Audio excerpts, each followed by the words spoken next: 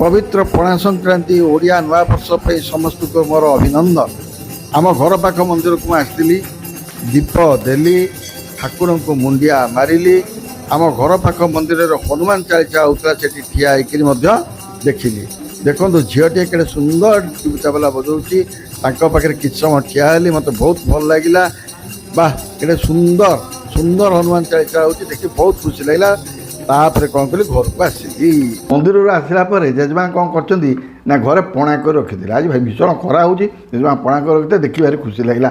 अरे काजू क्षीर छेना राबड़ी काजू सबू पड़ी बेल भी अल्प पड़ी सब पड़ी पणाटा होती। तेणु मुझे बर्तमान पणाटा पीकर आपण कहूँ केमती